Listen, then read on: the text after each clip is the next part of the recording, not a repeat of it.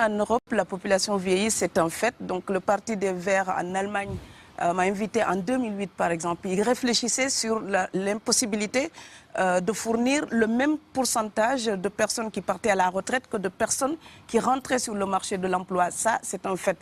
Dans un pays comme la France, par exemple, on sait que 40% du taux de natalité est assuré par des populations étrangères. C'est une réalité aussi. Donc maintenant, on est dans une situation où c'est ce que vous dites qui renforce l'extrémisme. Quand vous dites que l'immigration pose un problème, il faut aussi parler des avantages de l'immigration. Parce que moi, quand je travaille en France, je paye mes impôts ici. Donc les étrangers qui sont là, il y a une partie qui peut travailler et envoyer au pays aidé. La majorité paye ses impôts, s'installe dans vos pays, enrichit vos pays. Donc ce sont des citoyens productifs. Après, il faut voir, il y a une minorité qui vient, il y a des morts, certes. Mais je voulais souligner une chose. Le discours que vous avez, il est encore légitime tant que l'Afrique restera muette. Et moi, aujourd'hui, je voulais m'indigner pour le silence de l'Union africaine. Les gens là qui meurent sur les plages, et je mesure mes mots, si c'était des Blancs, la terre entière serait en train de trembler. Ce sont des Noirs et des Arabes. Alors eux, quand ils meurent, ça coûte moins cher.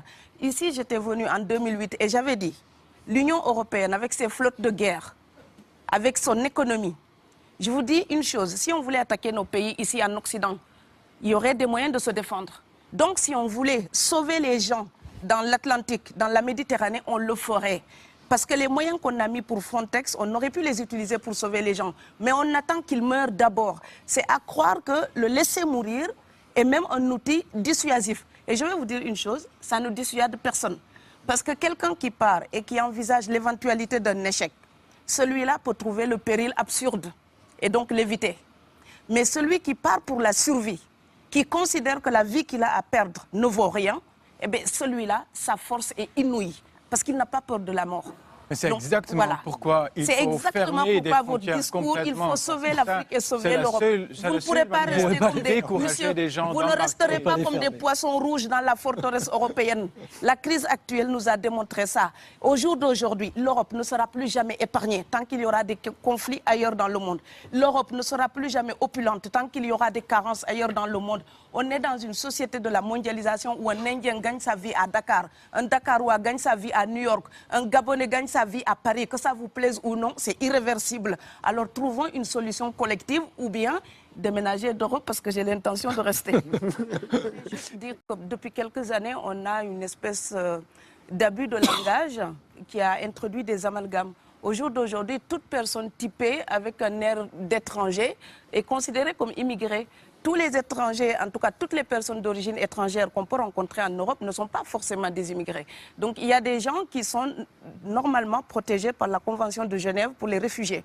Ces personnes-là, quand on ne les accueille pas normalement, ils viennent dans les mêmes mouvements que les immigrés économiques.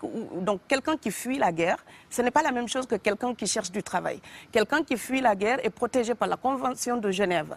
Et quand on a parlé ici à l'époque, je ne veux pas remuer les mauvais souvenirs, mais ministère de l'immigration et de l'identité nationale, on a fait des réfugiés, presque des coupables de droit commun, comme un voyageur qui ne respecterait pas les lois internationales pour le visa, donc l'autorisation d'entrer dans un territoire. Or, quelqu'un qui voyage librement peut respecter ces choses-là. Quelqu'un qui fuit la guerre pour survivre n'a pas le temps de respecter ces choses-là. Or, aujourd'hui, on met l'amalgame et on met tout le monde dans le même sac. Je voudrais aussi dire que quand vous êtes Canadien, Blanc ou Argentin et vous venez vous installer en France, vous êtes un expatrié. Quelqu'un qui voyage, qui est libre de voyager. Et si vous êtes africain ou indien ou afghan, vous venez en France ou en Allemagne, vous êtes l'immigré, peu importe les raisons pour lesquelles vous êtes là. Et donc cette représentation de l'autre, l'Europe doit corriger son regard si elle ne veut pas encourager la xénophobie. Parce que la représentation qu'on se fait de l'autre alimente ensuite le repli sur soi, le rejet. Donc voilà, voir quelqu'un qui est en règle, essayer de savoir d'où vient cette personne, pourquoi cette personne vient. Ça, les Européens ne se demandent même plus ça.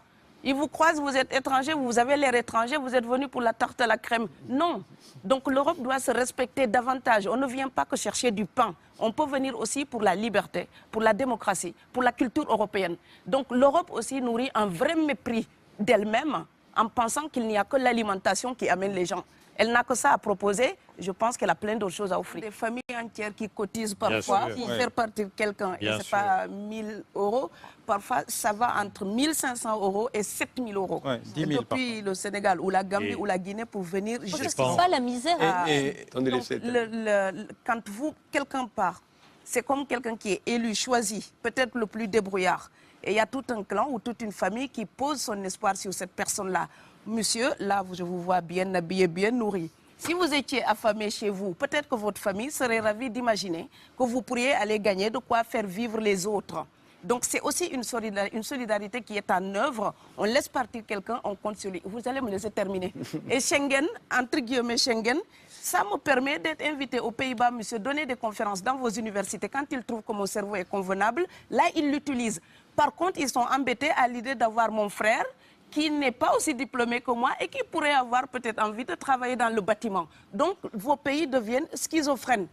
On ne peut pas trier les gens comme ça avec les étrangers utiles et les étrangers néfastes. Et la deuxième chose que je veux dire aussi, c'est que les Européens, là, on voit des Africains qui viennent, d'accord? Ce mouvement, ce déplacement de population, on le voit.